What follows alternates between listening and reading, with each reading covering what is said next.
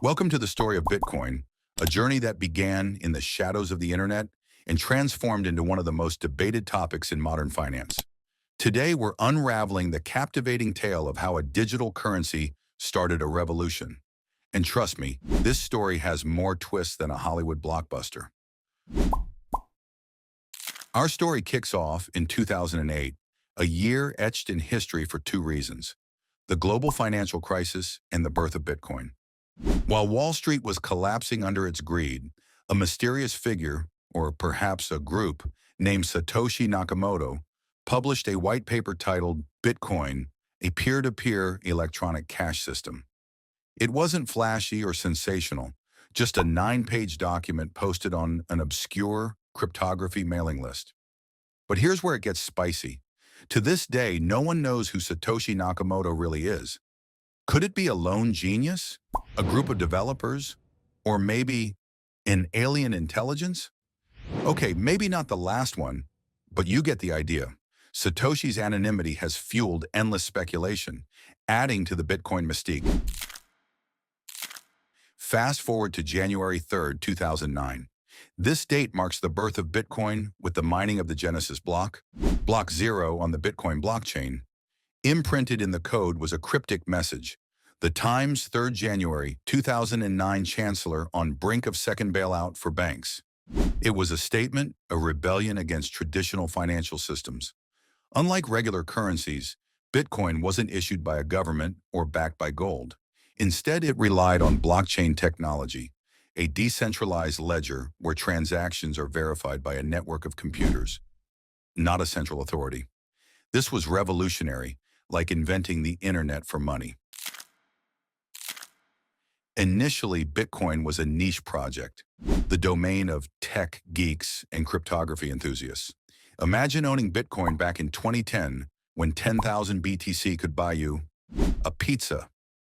Yes, you heard that right. On May 22nd, 2010, a programmer named Laszlo Hanyek made history by using 10,000 Bitcoins to purchase two Papa John's pizzas. Today, those pizzas would be worth over $300 million. That's right, folks.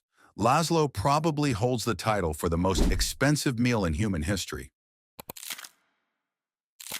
Bitcoin's anonymity and decentralization made it appealing for people who didn't exactly play by the rules. Enter the Silk Road, an infamous online marketplace for, let's say, less than legal goods. Launched in 2011, the Silk Road used Bitcoin as its primary currency, making Bitcoin synonymous with shady dealings for a while. But here's the thing: Bitcoin isn't inherently good or bad. Like cash, it can be used for noble causes or dubious activities. The Silk Road chapter was just one phase in its journey, but it's part of what brought Bitcoin into the mainstream consciousness. By 2013, Bitcoin was no longer a niche interest. Its value skyrocketed to $1,000 per Bitcoin, grabbing headlines worldwide. But with fame came growing pains. The Mt. Gox scandal rocked the crypto world in 2014. Mt. Gox was the largest Bitcoin exchange at the time, handling about 70% of global transactions. Then, bam, it got hacked, losing 850,000 Bitcoins. Imagine waking up to find out your bank just vanished with all your money. Yeah, it was that bad. While the Mt. Gox debacle was a major setback, Bitcoin survived. In fact, it came out stronger, proving its resilience. Let's fast forward to 2017, a year when Bitcoin hit the big leagues. The cryptocurrency surged to nearly $20,000, fueled by growing interest from mainstream investors and media hype. Suddenly, everyone wanted a piece of the action, from tech startups to Wall Street giants. In 2020 was the game changer. The pandemic pushed people towards digital solutions, and Bitcoin became a hedge against inflation. Companies like Tesla and Square invested billions in Bitcoin, giving it legitimacy in the eyes of skeptics. Even El Salvador jumped on the bandwagon, becoming the first country to adopt Bitcoin as legal tender in 2021. Can you imagine paying for your Starbucks in Bitcoin? In El Salvador, that's a reality. Pause for a moment to talk about how Bitcoin actually works. Mining Bitcoin isn't like digging for gold. It's solving complex mathematical puzzles to validate transactions and add them to the blockchain. The process is energy intensive, leading to heated debates about Bitcoin's environmental impact. And then there's the halving event, Bitcoin's built-in scarcity mechanism.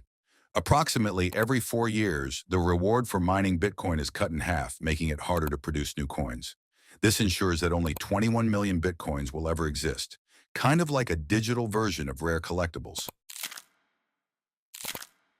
Bitcoin isn't without its critics. Governments worldwide are grappling with how to regulate it. Some call it a Ponzi scheme, others a bubble waiting to burst.